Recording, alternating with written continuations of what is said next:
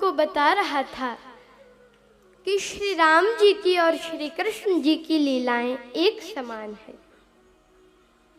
तो अब भगवान श्री राम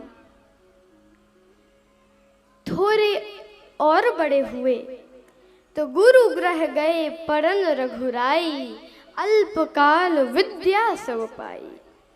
भगवान पढ़ने गए और उन्होंने सारी विद्या पाली गुरुदेव से। अब बाबा लिखते हैं कि प्रातः काल उठ के रघुनाथा,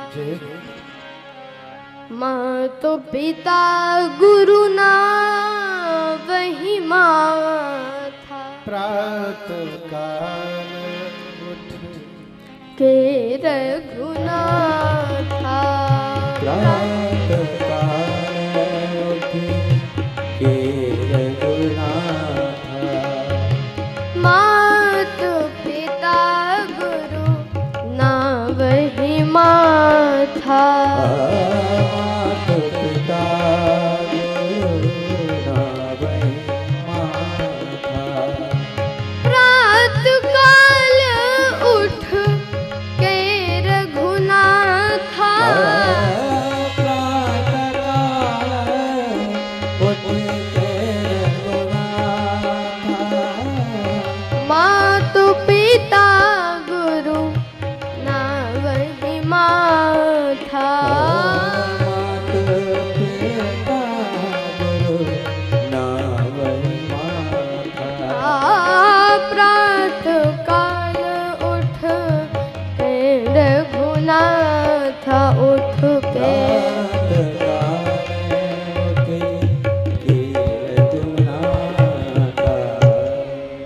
भगवान श्री राम बिल्कुल सवेरे ब्रह्म मुहूर्त में जागते और उठ के अपने माता पिता को और गुरुदेव को प्रणाम करते हैं। मात पिता गुरु ना वही माथा। तो अच्छा, माता पिता तो वहां पर होंगे, पर गुरुदेव वहां पर रोज थोड़ी रहते होंगे। तो एक भाव तो ये है कि गुरुदेव का कोई चित्र रख लिया हो, उसको प्रणाम करते थे। पर एक बड़ा सुंदर भाव मेरे परम पूज्य पिताजी का है कि मात पिता गुरु ना वही माथा। भगवान श्री राम सुबह से उठते हैं और मात पिता गुरु ना वही माथा। इसका अर्थ है माता पिता ही गुरु हैं। मात पिता गुरु, वे माता पिता को गुरु मानकर प्रणाम करते थे भगवान श्री राम।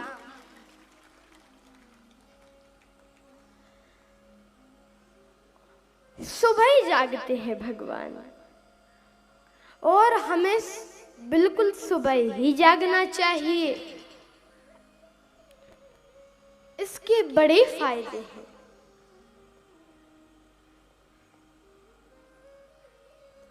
आहा, क्या नाम है, ब्रह्म मुहूर्त। हमारे महापुरुषों ने ये नाम दिया है। 3 से 6 बजे के बीच में ब्रह्म मुहूर्त।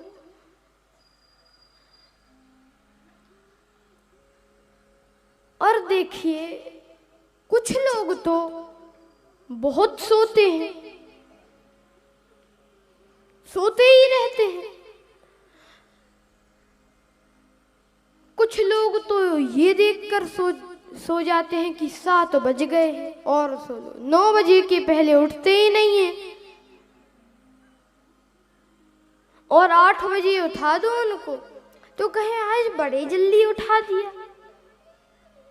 अरे, हमें ब्रह्म मुहूर्त में 3 बजे उठना चाहिए। अरे 3 बजे ना उठो, 4 बजे उठ जाओ। अरे 4 नहीं, 5 बजे। अरे कम से कम सूर्योदय के पहले तो जाग जाओ। और देखिए, संत लोग, संत जन बिल्कुल सवेरे जाग जाते हैं। चौथे पहर में जाग जाते हैं। और कितना बढ़िया संकेत है कि जो रात के चौथे पहर में जाग जाते हैं वो जीवन के चौथे पन में भी जाग जाते हैं। पूरी रात मत सो, चौथा पहर जागने के लिए है। इसी प्रकार से पूरे जीवन भर मत सो, जीवन का चौथापन जागने के लिए है।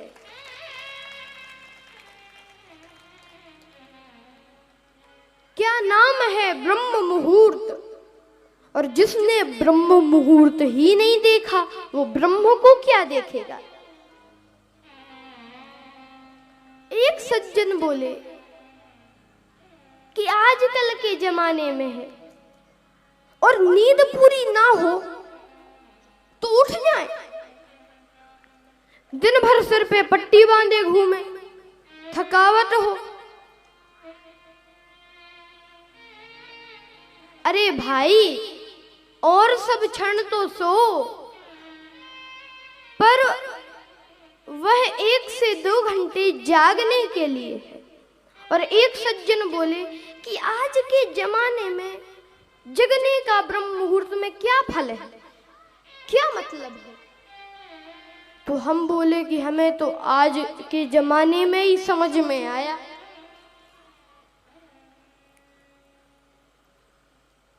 एक बार क्या हुआ, पुराने जमाने की घटना मेरे पिताजी सुनाते थे कि वे एक बार, उन टेलीफोन चलते नहीं थे, मोबाइल चलते नहीं थे उस समय, उनको किसी से जरूरी बात करनी थी। तो रात को 9 बजे पीसीओ की दुकान में पहुंचे। अब 10 बजे तक वह नंबर लगाया, लगाई नहीं, एक ही उसमें ट्यून सुनाई दिए कि इस रूट की सभी लाइनें व्यस्त हैं, कृपया थोड़ी देर बाद कॉल करें, यही सुनाई दे। तो पीसीओ का मालिक बोला कि महाराज आप तो कितनी भी कोशिश कर लो पर ये कॉल लगेगा नहीं। क्यों? क्योंकि रात को जो लाइनें हैं वो भरी रहती हैं, इसलिए लगेगा नहीं। तो अब पिताजी ने कहा कि वो आदमी 7 बजे चला जाएगा, क्या करें, और जरूरी बात करनी है उससे। तो उस व्यक्ति ने कहा महाराज यही हमारा मकान है, यही दुकान है, तो आप तो 4 बजे आ जाना। और मेरे पिताजी को भी जरूरी बात करनी थी, वो 4 बजे पहुंच गए और वो भी दुकान खोल के बैठा। अब लगाया, महाराज एक बार में लग गया, पूरी बात कर ली।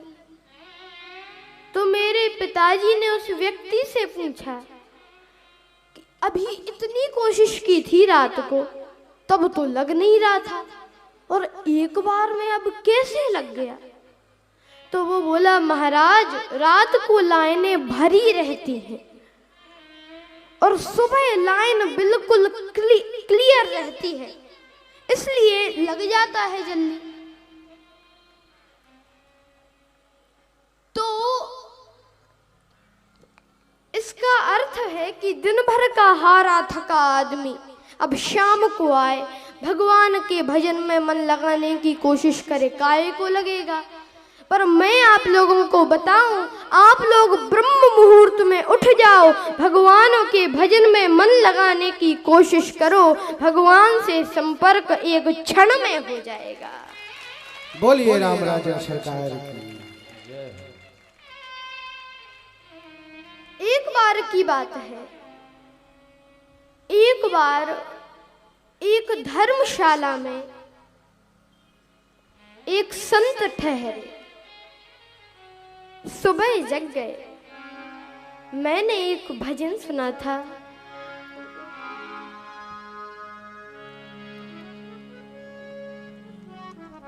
उठ जाग मुसाफिर भोर भई, जय हो।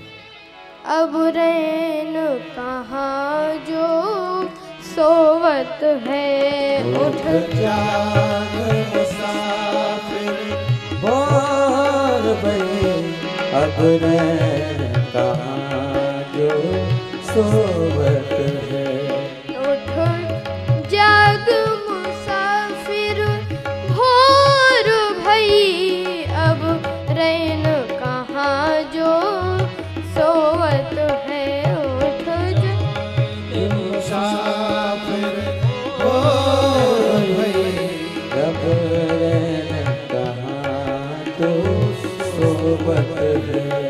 जो जागत है सो पावत है, जो जागत है सो पावत है, जो सोवत है सो खोवत है। जो सोवत है जो खोवत है। उठ जाग मुसाफिर भोर भई, अब रैन कहाँ जो सोवत है। जाग मुसाफिर भोर भई, अब रैन कहाँ तो सोवत है।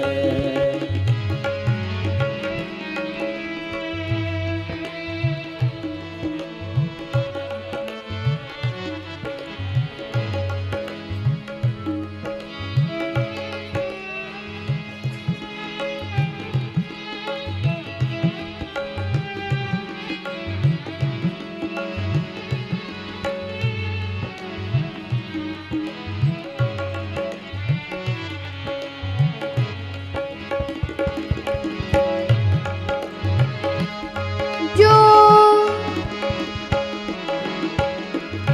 जो आज जो काल करे, जो काल करे सो आज करे, जो काल काल करे सो आज करे, जो आज करे सो अब कर ले। जो आज करे सो अब कर ले।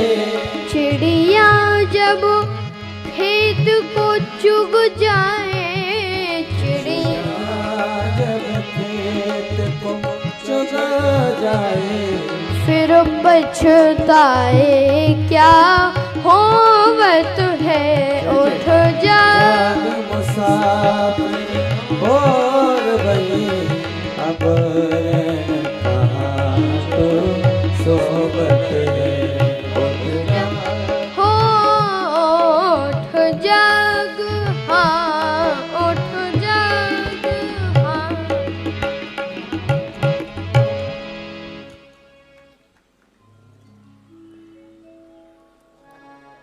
उठ जाग मुसाफिर भोर भई। तो मैं आप लोगों को बता रहा था कि श्री धाम अवध की एक धर्मशाला में एक महात्मा जी ठहरे। अब बिल्कुल सुबह 4 बजे उठ गए।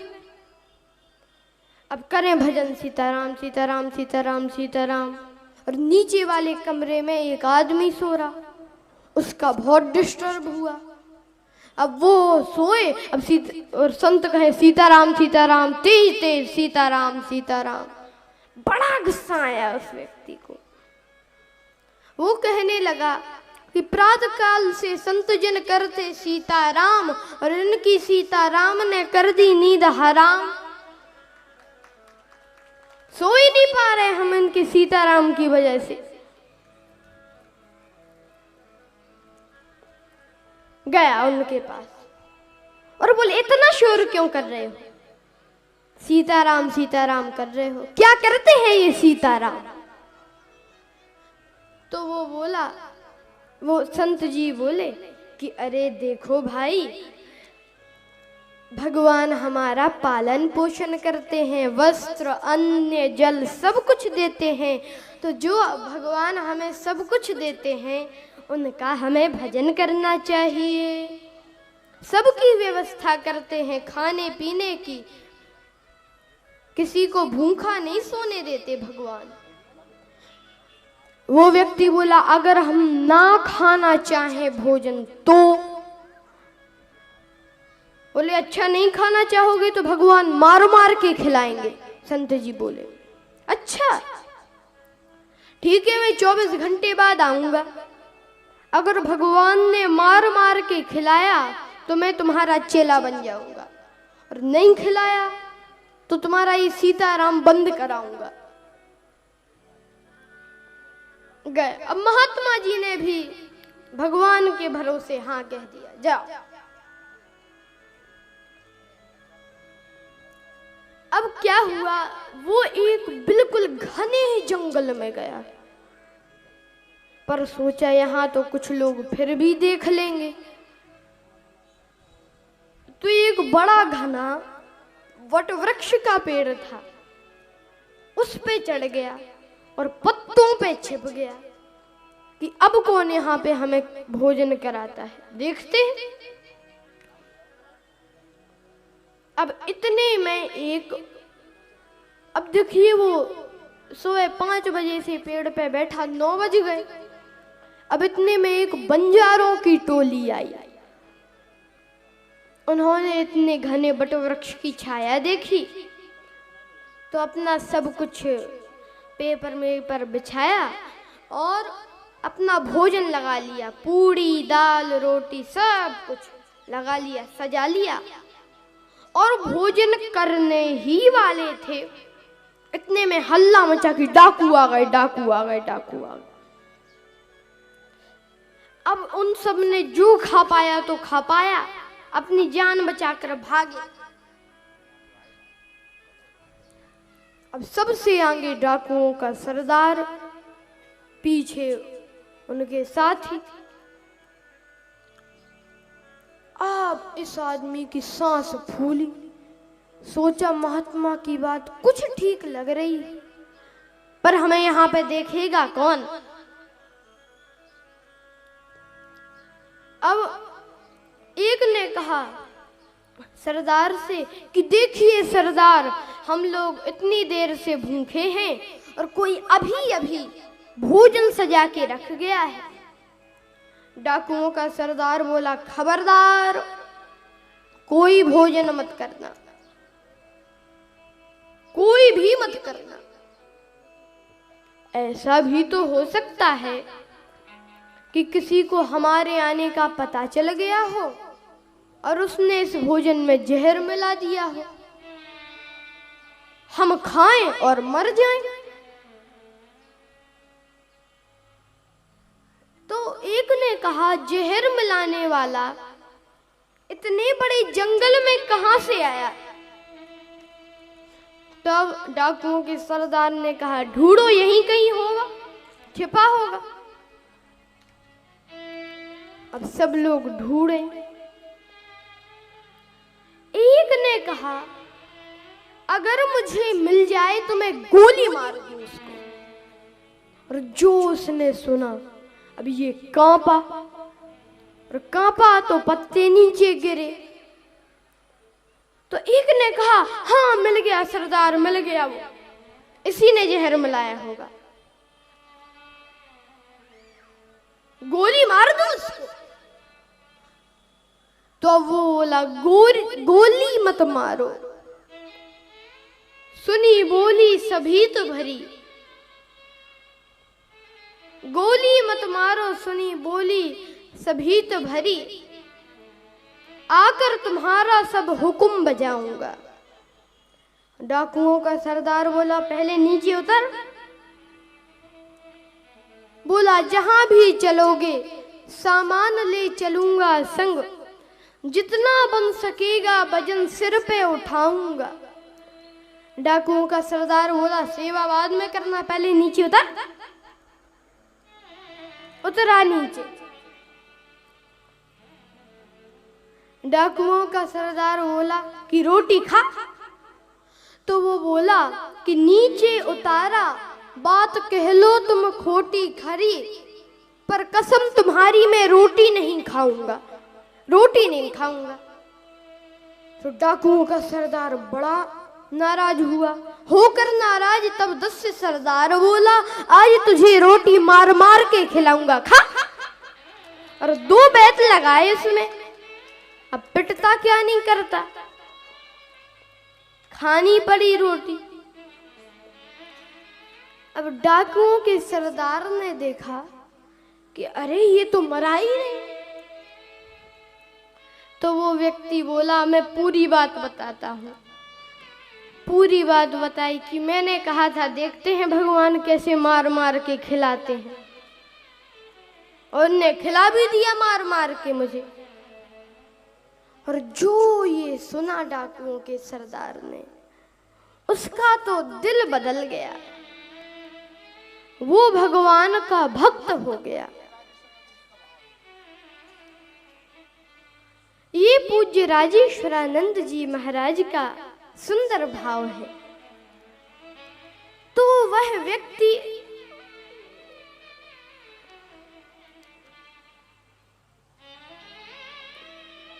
तो डाकुओं का सरदार तो साधु हो गया, और वह व्यक्ति जिसने शर्त लगाई थी वो पहुंचा महात्मा जी के पास, चरणों में गिर गया, महाराज चेला बनूंगा।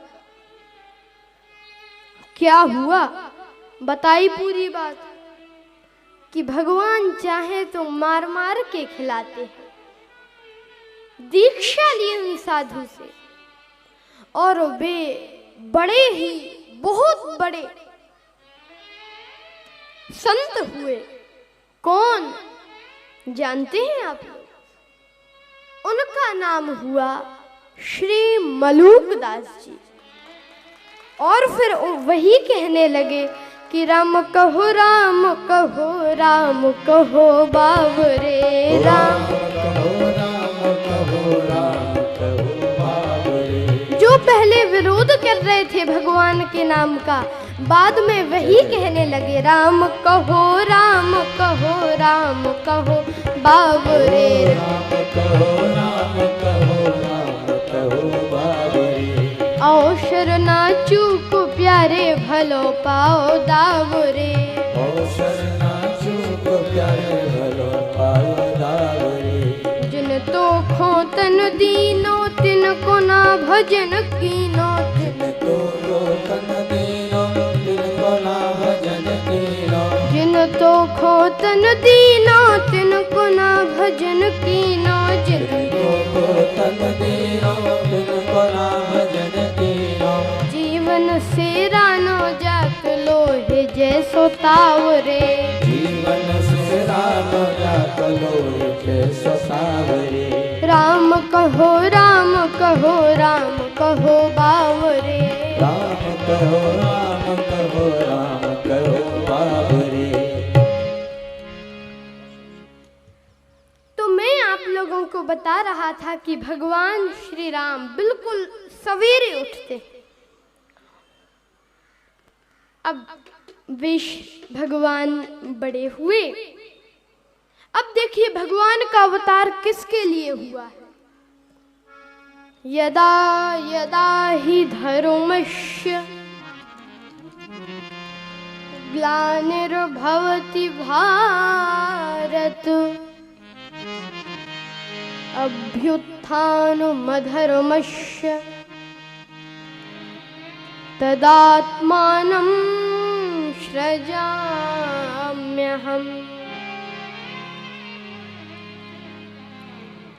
परित्राणाय साधूनां, साधुओं के हित के लिए भगवान का जन्म हुआ।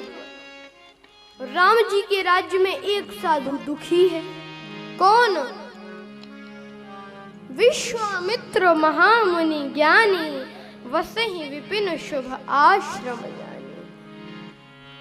विश्वामित्र जी मुनि नहीं है, महामुनि है, शुभ आश्रम में निवास करते हैं, यज्ञ करते ही रहते हैं, पर मारीच और सुबाहु का डर बना रहता है। वे यज्ञ नहीं करने देते। कितनी भी परिस्थितियां हो, परिश्रम करे कोई कितना भी, लेकिन कृपा के बिना काम चलता नहीं है। परिश्रम करे कोई कितना भी, लेकिन कृपा के बिना काम चलता नहीं है। परिश्रम करे कोई कितना भी, लेकिन कृपा के बिना काम चलता नहीं है। निराशा निशा नष्ट होती न तब तक, निराशा निशा नष्ट होती न तब तक, दया भानु जब तक निकलता नहीं है। दया भानु जब तक निकलता नहीं है। दया भानु जब तक निकलता नहीं है।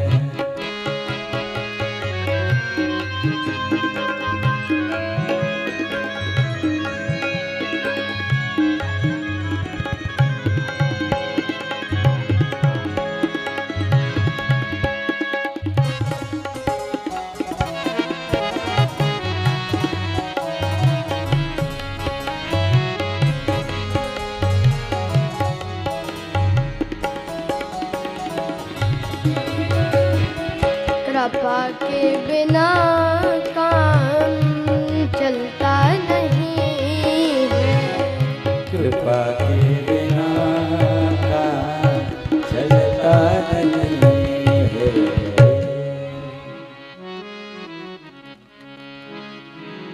परिश्रम करे कोई कितना भी, लेकिन कृपा के बिना काम चलता नहीं। निराशा निशा नष्ट होती ना तब तक, दया भानु जब तक निकलता नहीं है। दमित वासनाएं अमित रूप लेकर जब अंतःकरण में उपद्रव मचाती, तो फिर कृपा सिंधु श्री राम जी के अनुग्रह बिना मन संभलता नहीं है। मृगवारी जैसे असत इस जगत से पुरुषार्थ के बल पे बचना है मुश्किल, पर श्री हरि के सेवक जो छल छोड़ो बनते, उन्हें फिर ये संसार छलता नहीं है।